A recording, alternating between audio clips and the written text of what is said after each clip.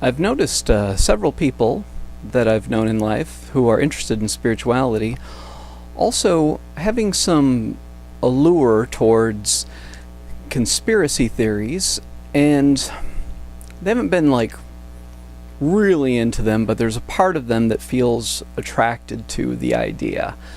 And I've never known anyone who's just like really hardcore into major conspiracy theories like New World Order, Illuminati, 9/11 was created by the American government, or the American government knew about Pearl Harbor but didn't stop it. I've never known anyone who's real hardcore, but there's an allure about that thought process. And I think this has to do, from what I've witnessed, with an underlying suspicion that something is wrong, that there's something going on that we can't see, but then putting it in realms that are not verifiable. And the way that this works, I believe, on an ego level, is that it keeps people from really working on what their issues are. And there's a parental component a lot of times, or some other kind of unresolved issue with an authority or parental figure that comes into play for people who are into conspiracies and so forth, because they have a hard time perhaps admitting that they're really angry at the underlying power that was exerted over them personally, and so they project it onto the government or some other unseen entity or force. So I think that a lot of times what people can benefit from is doing some examination of their life in terms of, do they have unresolved issues with the people in their family or other people who've had power over them, and have they dealt with those directly through communicating with those people and dealing with any unfinished business that comes up.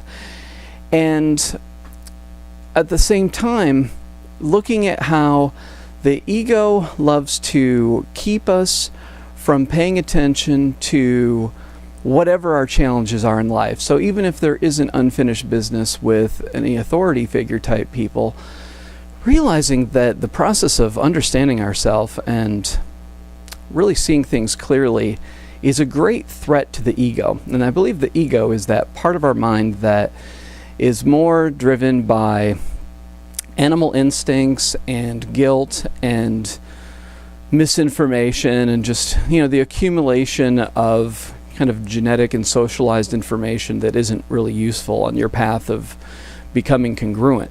So anything that can serve as a distraction will be appealing to the ego. And it used to be, before the internet, that it was very hard to distribute misinformation because it always had to be reviewed by publishers. And if it wasn't, like a local zine or whatever, it wasn't going to get much distribution.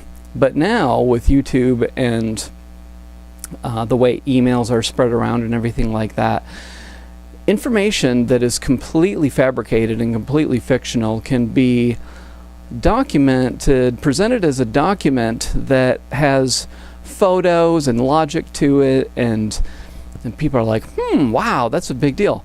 But here's a couple ideas that come to me when I think about these things. First of all, I want to look at the empathic part of me that thinks, okay, have there ever been a time that I have been caught up in some kind of energy that was like that? And I thought, well, I was into the Bringers of the Dawn series by Barbara Marciniak. I was about 3 books into that series when it just struck me that, there's some fear-based stuff. There's stuff about massive blackouts in California, and I thought, I just don't really want to put energy towards fear. And as I looked into contemporary spiritual ideas in the years that follow, I think that I was intuiting that we are creating our reality, our perception of the world, and as on some level there's a collective creation of the world around us. So what we focus on really determines what we experience. And I just didn't want to focus on the fear thing. Plus, there was a component to the book that worked on a metaphorical level, but on a real level, on a practical this is truthful kind of way of describing reality. It just didn't resonate for me. But at the time, I was just getting into spirituality after having been an atheist for a long time. And so I knew that there was things that I was experiencing with synchronicity and inner guidance and, just information coming through dreams and all kinds of things that were breaking down my conception of linear reality. So I was very open to all kinds of ideas, and anything that presented an alternative perspective of reality was appealing to me. So I think that I was more susceptible to getting sucked in because I was in a transitional state. And I think that's true for anyone that's in a transitional state in their life, that they can more easily get interested in ideas that wouldn't have necessarily resonated on a logical level because they know something's wrong. However, there is a concept called Occam's razor, R-A-Z-O-R, and it basically, I think the Occam is O-C-C-A-M, or sometimes I've seen it as O-C-K-A-M.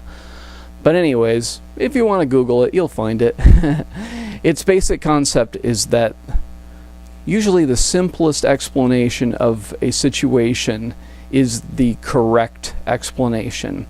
And so if you take something like 9/11, there's so much evidence towards the way that it happened, and there would be such an incredible web of operatives that would know about some alternative perspective that was really going on, that it's very unlikely that something like that could be orchestrated and that so many people could be used as pawns. Plus this whole underlying concept of the government being willing to sacrifice that many civilians and sacrifice its own financial power is not logical at all. But there can be a projection onto the government that they are controlling me, and therefore I wouldn't put anything past them. And if you're into these conspiracies, then nothing I say is going to change your mind, because it just is going to give you something to fight against and use various arguments and so forth. So I'm speaking mostly to people that have dabbled but aren't full-fledged into this into these kinds of ideas, because I believe there's still a chance to break out of this kind of ego trap. So if you have problems with authority figures, if you feel powerless in your own life, this is going to contribute to believing that there is evil going on the government level and so forth, and that all these powerful people are interconnected and out to kill people and all this stuff, New World Order stuff that I've heard about. It's a very paranoid perspective, and I think that paranoia can arise when we don't feel personally powerful and we haven't dealt with our own emotional issues, which is why it's very important to focus on our own emotions and to deal with the people in our life and deal with family members and deal with real relationships directly, and see if after dealing with all these issues that we may have with power and authority in our real life, do these other things still hold a draw. Another idea I wanted to share was the idea that there are no journalists that have proven concepts related to New World Order or the 9/11 truthers and that kind of thing. And people I know are generally liberal, and so I haven't heard anyone be interested in like the birther stuff about Obama not being born in America and that kind of thing. So I've heard more of the other stuff, New World Order, anti-government kind of conspiratorial stuff. And if you take an incident like Watergate, for example, in which the journalists, Woodward and Bernstein, who discovered what was really going on behind the surface, established such incredible notoriety and fame for themselves and power as journalists, I believe that any journalist who wanted to advance their career is going to want to investigate various ideas that come forth on the internet, look into them, and if they find evidence, if they find credibility, they're going to report that. And the thought that there are, so many hundreds of thousands of journalists that are out there, but they just haven't figured out yet what some guy with a website has figured out. It's really, I think, a self-delusional way of looking at reality, because you just look at the power of self-interest. People who are journalists are going to be motivated to find the truth out about things. And, what do you tell yourself? Do you tell yourself they're all paid off and they don't report this because they're paid? It's ridiculous. People are motivated largely by self-interest, and journalism is the process of finding out what's really going on. And I think that it's good for people to be watchdogs and keep a lookout for any kind of true corruption and not let corruption arise. But I think that a lot of times what happens is that people avoid their own life, they avoid their own personal emotional issues by finding something that they can fixate and then spending time convincing others that they're right. Because when you can convince other people that you're right, then you get power. And we inherently want to fit in. And so if people can be convinced that various conspiracies are true, then the person who is spreading them can feel more like they belong and they feel connected. And lastly, I had an interesting synchronicity that happened when I was purchasing Bringers of the Dawn, the first book in that series I mentioned by Barbara Marciniak. I was at a bookstore in Tempe, Arizona, and it was pretty quiet, not very many people there. And right when I found the book and was bending over to pick it out of the shelf there, I heard someone say across the bookstore, maybe it was staff talking to other staff member there, they said something to the effect of, "Why are you getting that crap for him?" And they were talking about another incident, and they were talking about, a completely different situation, obviously. But that's how synchronicity works sometimes. Here I was about to buy this book so they could give it to another person who was starting to explore spirituality.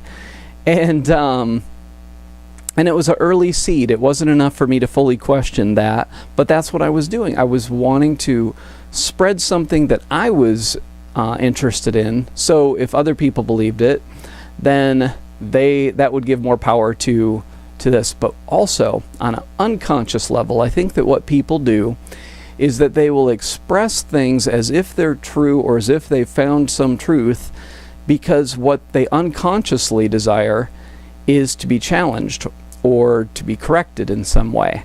So sometimes the things that we talk about the most and the things that we are ambivalent about on an unconscious level are things that we want to share because we want to be challenged if we're conflicted. And that's not just about conspiracy theories and so forth. That's about anything that people get really righteous about. They want to receive feedback that will challenge them, because we're all ultimately interested in reality. The challenge is that our ego is not interested in reality. It's just interested in remaining in control, which means us not dealing with our own personal growth. Thanks for listening.